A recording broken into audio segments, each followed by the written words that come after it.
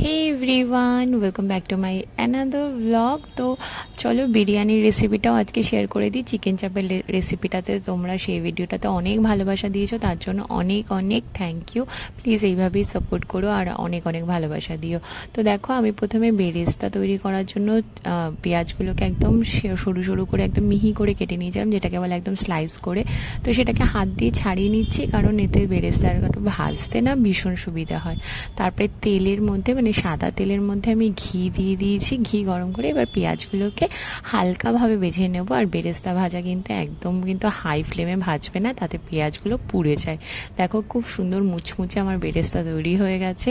এখান থেকে কিছুটা বেরেস্তা আমি চিকেন চাপেও দিয়েছিলাম, তাই এখানটা মনে হচ্ছে কম, কিন্তু অনেকটাই ছিল।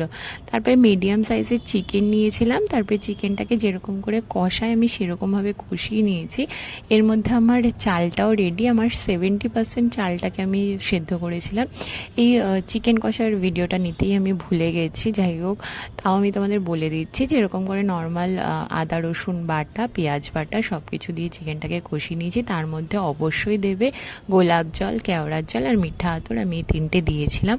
বিরিয়ানির মশলাও অল্প একটু দিয়েছিলাম, আর সঙ্গে দিয়েছিলাম গোলমরিচ গুঁড়ো।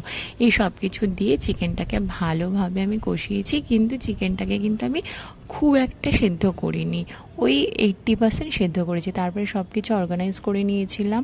আর যে পাত্রটায় আমি বিরিয়ানিটা বানাবো, দমে দেবো, সেই পাত্রটাকে আমি আগে ঘি দিয়ে ব্রাশ করে নিচ্ছি নিচটা, তাতে না নিচে পুড়ে যাওয়ার চান্সটা একটু কম থাকে। তো এখানটায় ভালো করে ঘি দিয়ে ব্রাশ করে প্রথমে লেয়ারটাতে আমি প্রথমে চাল দিয়ে দিয়েছি। আর এই প্রথম লেয়ারটাতে আমি আলু দেবো, কারণ আলুগুলো একদমই শক্ত, মানে আমি হালকা ভেজেছিলাম, তাই আলুগুলো দমে যাতে আগে তাড়াতাড়ি সেদ্ধ হয়ে যায়, তাই আলুর লেয়ারটা আমি একদম নিচে দিয়েছিলাম।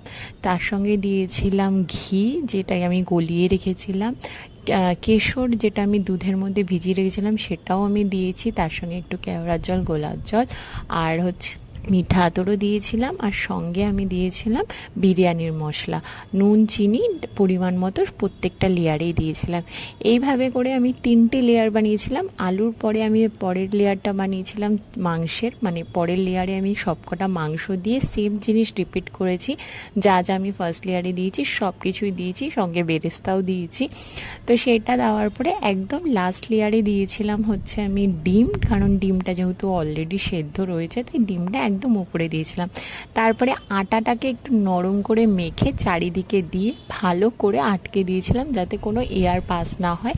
তারপরে পুরো 40 মিনিট আমি একদম কম আছে এটাকে দমে বসিয়ে রেখেছিলাম। খেতে কিন্তু জাস্ট দারুণ হয়েছিল। এর আগেও আমি বানিয়েছিলাম, বাট এই সেকেন্ড আইটেমে আমার কিন্তু বিরিয়ানি খেতে বেশ ভালো হয়েছিল। তো ভালো লাগলে প্লিজ চ্যানেলটাকে সাবস্ক্রাইব করো আর আরও ভালোবাসা দিও।